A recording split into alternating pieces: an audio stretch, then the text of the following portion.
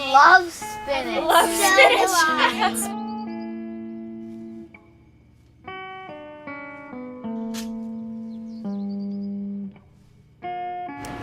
I feel like in this day and age, we as a society are so detached from the land, and specifically with where and how food is grown. And I think that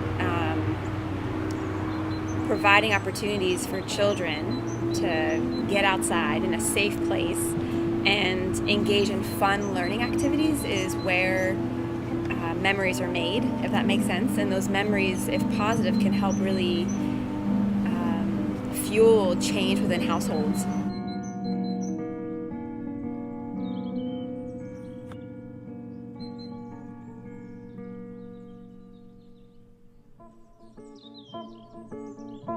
So Farm Cook Eat is specifically geared towards bringing food to the classroom, bringing the experience of the farm to the classroom, and engaging students from like the cutting board to the plate. Definitely a lot of kids don't know about how to make their own food. They don't, and it's just not an important part, I think, of families' everyday life, is like the understanding of like how bread is made, how pasta is made, like how eggs are prepared. Sweet potatoes are sweet too.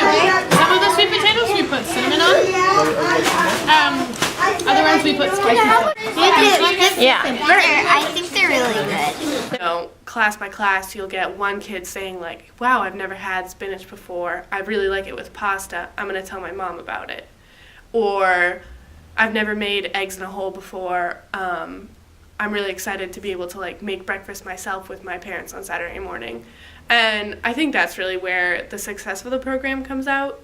And then also I think that there's real value in just exposure to these ideas.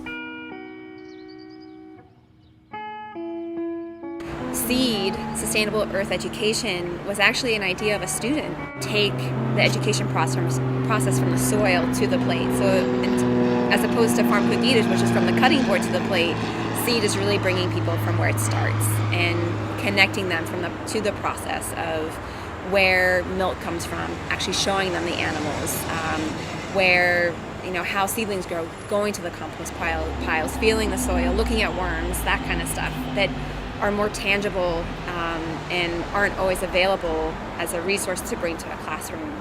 Whether they've learned about some of the things we're talking about before or not, ideally when they come out to the farm they're going to be able to feel it, or they're going to be able to stick their hand in a pile of dirt and like play with the worms and understand the interaction between like these microbes in the soil, but they can actually like see it and feel it with their hands, so it's that much more meaningful. So I think it adds an entirely different dimension to the education that they have in the classroom. Like it's that much more meaningful, and hopefully it's something that they're actually going to remember, because they didn't only learn, they also enjoyed it. Do you guys drink milk from a cow? Yes. Yes? I don't like milk. So can we say thank you to our cows? Thank you. Cows, thank you. Okay. Thanks for your ice cream. Thanks for your ice cream. I think that kids have a huge impact on like what their parents buy, what their parents give them. Like it's amazing seeing some of these kids and like the major influence they have over their parents. And at the same time, when these kids are learning about something that they're passionate about, if they determine, oh, I really like fresh made butter better than what we buy at the store, that could totally influence their consumption choices in the future. So little things like that could definitely add up.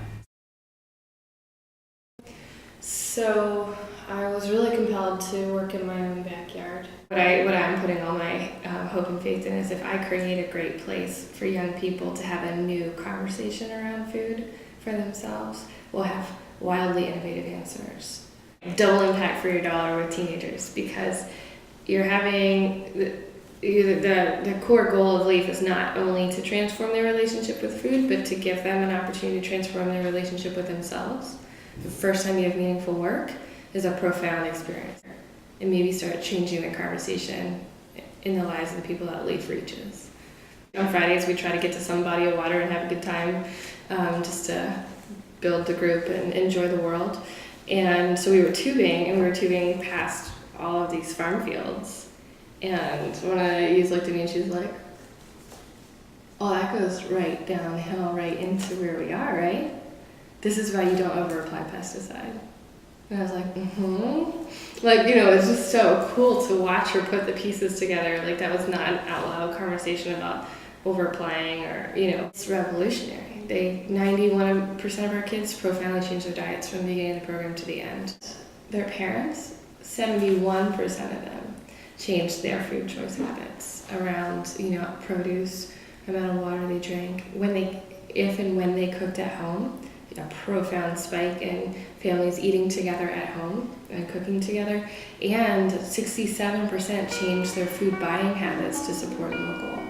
And we never talked to the parents at any point that summer. You can view nature through the television, or you can view nature and the environment through YouTube, but I think not until you're tasting and feeling and touching, you know, and smelling, do you really develop an ownership for nature and understanding of how your actions have implications as they negatively or positively affect nature. So I'm not hoping to grow the next generation of farmers, so that would be great. But I think what I'm hoping for is this like appreciation and helping to develop a set of values that places the environment and places the food that we put into our bodies as a priority, and that stays with them throughout.